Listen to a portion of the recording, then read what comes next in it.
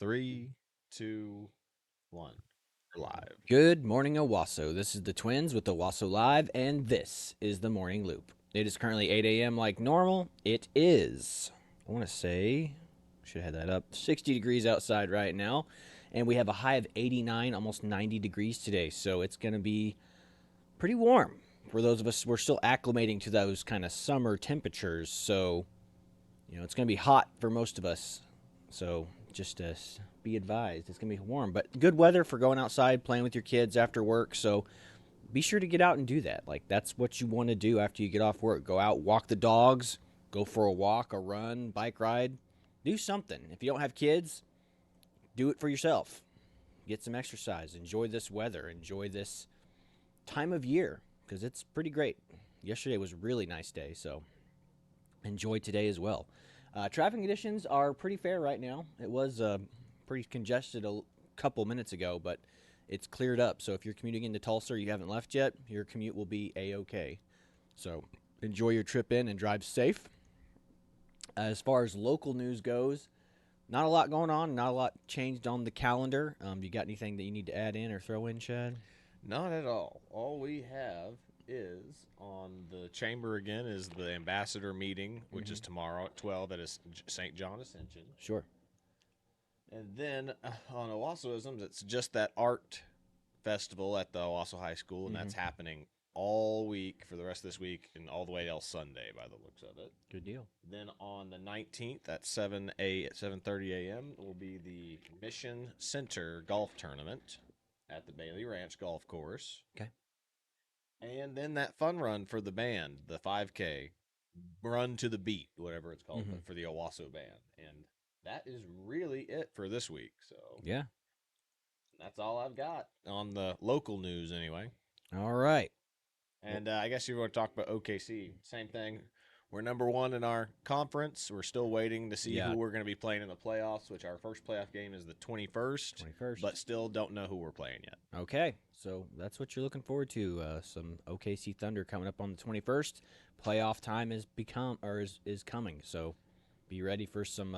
Hopefully, we can get to the playoffs this year and make it to the final showdown there at the end. Mm-hmm. So good luck to OKC, and we'll be monitoring that closely.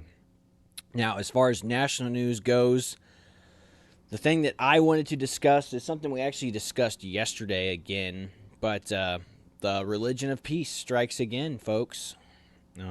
Bishop Mar Mari was stabbed, as you know, and I had speculated by the look of the kid he was Middle Eastern and was more than likely Muslim, and it turns out we are more than likely correct. So, again, that was a 16-year-old kid who had recently just been released for stabbing someone else before. He had stabbed someone else and was arrested and was released on good behavior. So, what a new concept. Criminals and children will lie to get what they want. Or in this kid's case, he played along and acted like a good little boy so he could get back out of prison. Now, obviously, this is an Australian issue, not an American issue, but the fact that this happened is, I don't know, it just seems to be indicative of the religion of peace. So, I don't know. So he had, when he went up to stab the bishop, he had shouted, Allahu Akbar. So, whenever you hear whenever you hear the phrase Allah Akbar, usually it's not, I mean, maybe unless you're in an Islamic religious ceremony, maybe it's okay, but if you're outside of a mosque setting, things don't tend to go well for people when they hear that phrase. So he shouted Allahu Akbar and then went to stab the bishop, and I guess by some divine intervention, the kid's knife did not pop out all the way. Like, it wasn't properly pushed out. So when he was stabbing the bishop, the knife wasn't all the way out. So he didn't get stabbed as bad as it looked like he got stabbed in the video. Because, it was quick and violent, but the kid looked, in the video you can even see the kid looks at his knife because there's something wrong. with it. Like, he's not getting the good cuts in. So thank God for that. But yeah, so what's just amazing about the Islamic community, or the religion of peace, is just how quickly they come together to form lies and misinformation about the scenario. Again, what happened? On literally the first couple things I saw on Reddit, Twitter, were he's a Mossad agent. He's a Jew. He's a Zionist Jew Mossad agent who is trying to sow distrust between Christians and Muslims. Well, that's clearly wrong. I mean, it was a stretch yesterday. It was a stretch today. I mean, a 16-year-old Mossad agent who looks clearly Middle Eastern and doesn't look like... I mean, obviously I don't want to say that Jews have a look, but he doesn't look like he's ethnically Jewish by any stretch of the mind. But I could say that he does look ethnically Middle Eastern. So, yeah, I mean, I think he just saw... I don't know... And what we need to be figuring out is what church this kid went to, what influences this kid had in his life, and those people need to be investigated and pursued and looked into. Because if it's just a one-off, he's just one crazy kid by himself, what a stark contrast between religious groups. What a stark contrast between religious ideologies. One believes in violence and spreading their religion by the sword. The other prays over their enemies. One blows up their enemies, one prays over their enemies. I mean, it's almost kind of poetic in a way. It's kind of like what happened to Christ. Christ wrongfully persecuted, and then his disciples come to defend him. They slice one of the centurion's ears off, and Christ grabs the ear, puts it back on him, heals him. What a parallel. But yeah, religion of peace, everyone. I mean, we're all pattern recognition behavior animals. That's what we see. We recognize patterns in people. It's what our brains do. And there is one religion that says they're peaceful, but seems to do everything but peaceful things. I mean, I guess they'll be peaceful when there's only the Islamic religion left, but I mean, that's not even the case in the Middle East. Oh, what's the kind of crass joke about all that? Is like, it is a peaceful religion, as in there's a piece of you over there, there's a piece of you over there, there's a piece of you over there. Yeah, that's true. That's true. Again, there's a reason why most of the Middle Eastern flags have swords on them. You know, they know that Islam is spread by the sword. As where Christianity is spread by gospel and peace and love and acceptance. I say acceptance of sinners, but not acceptance of the sin.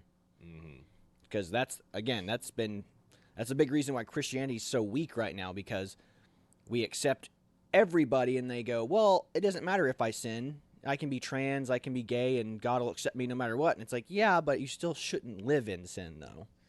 They're playing you're talking about the churches that tolerate certain things that are not okay. The Lucky Charms method of Christianity. I pick out the marshmallow parts that I like, and then I'm going to ignore the parts I don't like. Yeah, that's a really good way of looking at it.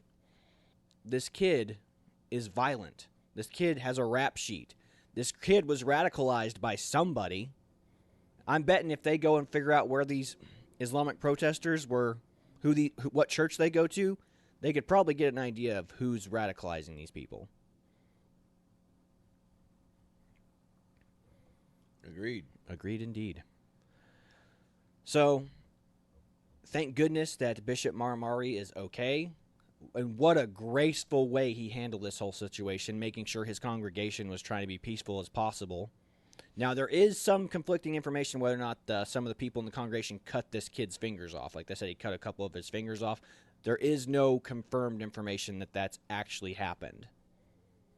However, when you're struggling and fight, because Bishop Maramari is not the only one that got stabbed. There were other people in the congregation who were fighting this kid off of Bishop Maramari who got stabbed as well. So in the heat of the moment, you might kind of forgive the fact that this kid might have got his fingers chopped off in the post-grabbing phase. We don't know exactly what could have transpired. I mean, if he had his hand on the knife, trying to keep the knife, and somebody's trying to rip the knife out of his hand, that could have easily been the case where somebody, severed his fingers. Not purposely, but in the incident of trying to disarm somebody, which you could argue is purposefully. Yeah, but, absolutely. it doesn't matter at that point. You're trying to wrestle a knife away from somebody. You're in a fight. You're in a fight for your life at that point. Mm-hmm. Correct. So we don't condone them if they cut his fingers off while they were holding him down just to get back at him. But at the same time, in the heat of the moment, if you've chose to do violence to somebody, and then a lot of people get injured, don't expect that these people are going to treat you with kid gloves, even if you are a kid. Because you're a threat until the threat's over. Doesn't matter how old you are. It's the same root thing for soldiers in Iraq and Afghanistan. If a kid's walking up to you with an AK-47 and is acting threateningly, that kid is just as capable as killing you as an adult male is. Mm-hmm. So this is the truth.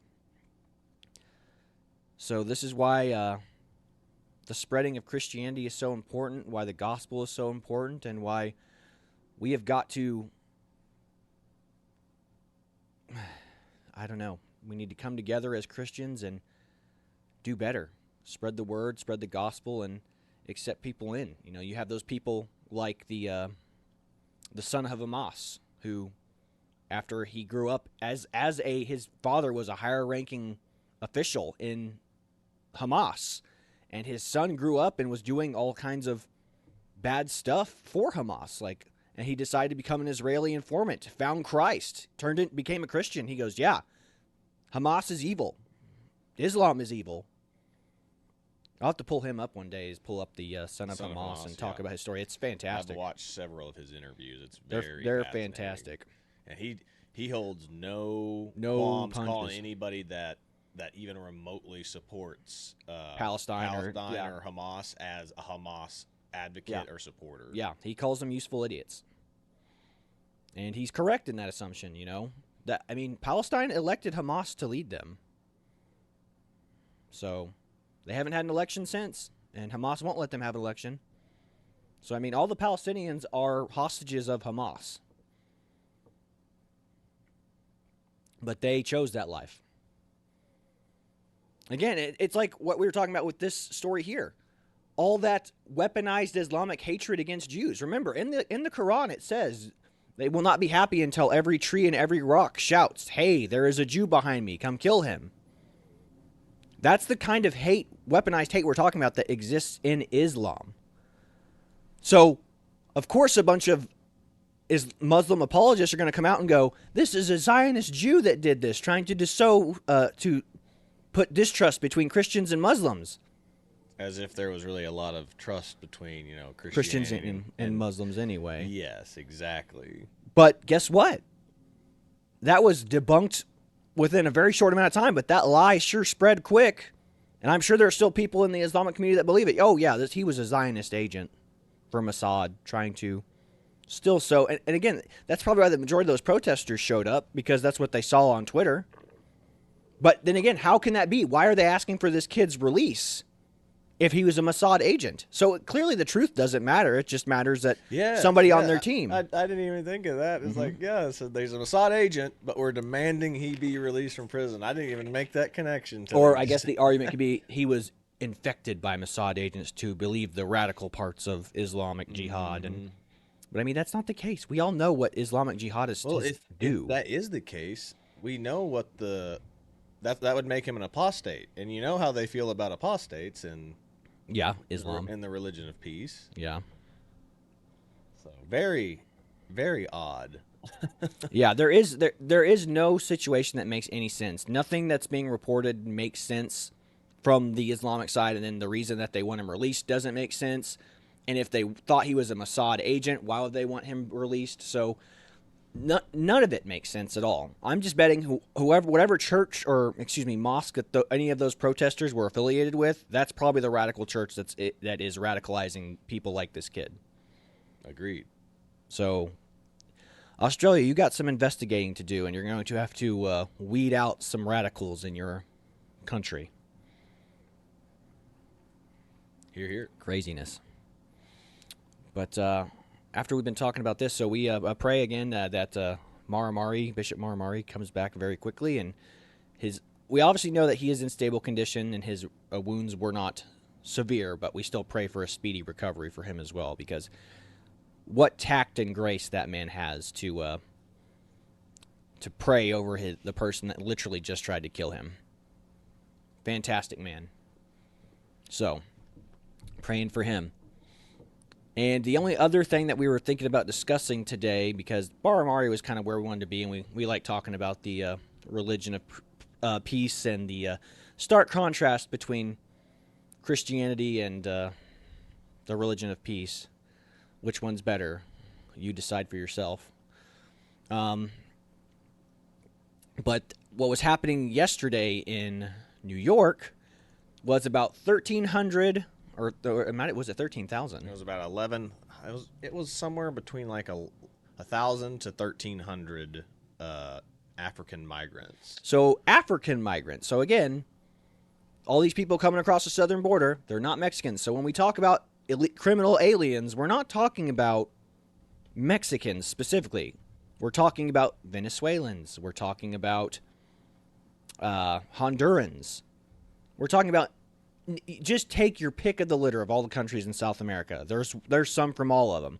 And we're talking about Chinese immigrants. We're talking about, and I say immigrants, criminal aliens. We're talking about criminal aliens. But all these criminal aliens from Africa who said that they were told to come to this country by some NGO saying, yeah, America wants you.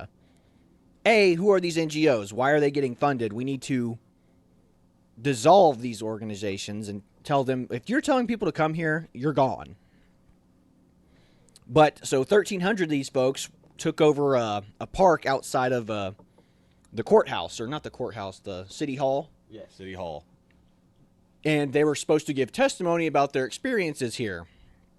And they are all livid that they are being moved out of their 5-star luxury hotels and being placed in migrant camps in the city. Well, I mean, who wouldn't be at that point? Why? I'd be mad if I came to this country and on taxpayer dollars was being put up in a 5-star hotel where I was getting all my meals paid for by the hotel. And then all of a sudden they go, now we're going to put you in a outdoor migrant camp where you're going to we have tents and stuff set up for you. Yeah, I'd be pretty mad too.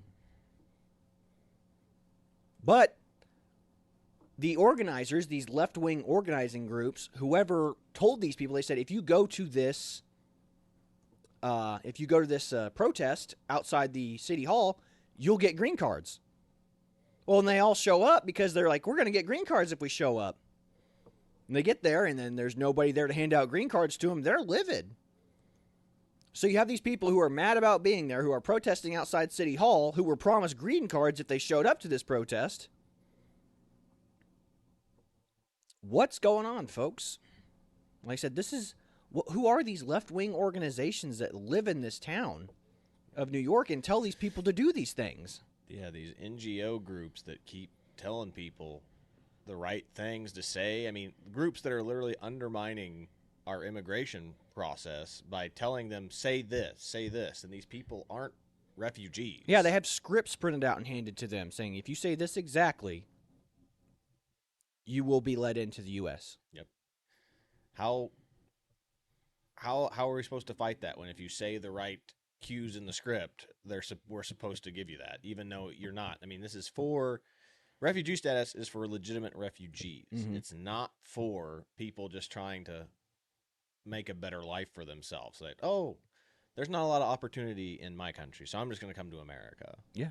So there's not a lot of opportunities for Americans right now, as we all keep seeing, but yet somehow we're still able to take on hundreds of thousands of refugees. Yeah, I mean, inflation's on the steady rise. Like, what are we doing here? Like, we're sending more people, so there's less supplies for the people who already live here. It's harder to buy homes. I don't know what's going on, but whoever these NGO groups are and these left-wing organizations that are telling these people to go places and promising stuff that they'll never get, you're evil for doing that. You're evil for trying to help accelerating the destruction of this country. You're evil for lying to people's faces going, yeah, you're going to be fine. You'll get a green card and you'll be able to stay here in America. Why would you lie to people like that? I mean, I guess technically they're not lying because what are we going to pay several $1,000s for these people's plane tickets and send them back to wherever they're from? That's going to be a lot of money. It will be. I mean, I guess they've done the math, and it usually is cheaper to do that than to keep them here and them to be a burden on our tax. Well, here's the thing. I mean, I guess if you want to save the airlines, which I mean, give them the planes that we're kind of worried about, fly them back home on those planes. The old Boeing flights. The Boeing flights, the ones that are having their engines fall off in the sky, the doors blowing off. But yeah, this is nuts. And the fact that these organizations are allowed to lie to these people's faces, but I mean, again, I guess technically they're not because they're still here. These migrants are still here. So it's wild. Wild stuff, folks. And there doesn't seem to be any incentive to fix it because these NGO groups are making money hand over fist. I mean, these people who are, I mean, I would just love to just talk to one of these people, but anytime like James O'Keefe's people try to interview these people, they refuse to talk. It's like, hey, how much are they paying you? What is your salary? I must be getting paid a pretty good amount. But the other thing is, too, maybe they're not. Like I said, again, it's probably people who are desperate for a good-paying job, and they're just like, I just need to feed myself and put a roof over my family's head. I get it. But you're selling out this country, and you're destroying it, and you're accelerating the speed in which your dollar is being devalued. You're accelerating the speed at which you have less groceries in your community now. You want to know what? This is part, no one realizes that is part of groceries and gas going up, is these migrants and refugees, whatever you want to call them, are using up gas and our groceries. There's a reason why you're seeing everything just skyrocket right now. Demand's going up, but the supply's staying the same. Mm-hmm. And there's no stopping it unless we put a stop to all this mass migration. Yeah, I mean, I think just hundreds of thousands of people coming in. Net zero migration is what we should be. I would agree with that, but clearly those on the left don't. Yeah. So remember, that's what you're voting for this upcoming election cycle. This is why I would be all for making a new law that straight up states voter count can only be for registered voters, because if you're not registered to vote, why are we counting you towards your population? Yeah. It's ridiculous. And two, that also means, we can count out kids for voting too. Mm-hmm. So I don't know. So that's where we're at right now, folks. The religion of peace striking left and right, and left-wing organizations allowing unfettered migration into this country and destroying us from within. So those are the issues of the day. On top of we're on the precipice of World War III breaking out between Iran and Israel, and whether or not and Joe Biden not knowing whose side we're going to step in on. So that's about all we've got for you today. I know it's kind of well, but I mean, I guess the Bishop Maramari is overall it's a good story, but the fact that the religion of peace is trying to get a criminal released is pretty depressing. But the fact that Bishop Maramari came out and said, no violence, and he prayed over that kid, so class act, that man. That's all we've got for you today, folks. This has been the Twins with Owasso Live, and this was the Morning Loop. Be sure to like, share, and subscribe so you too can stay in the loop. God bless y'all. See you later, everybody.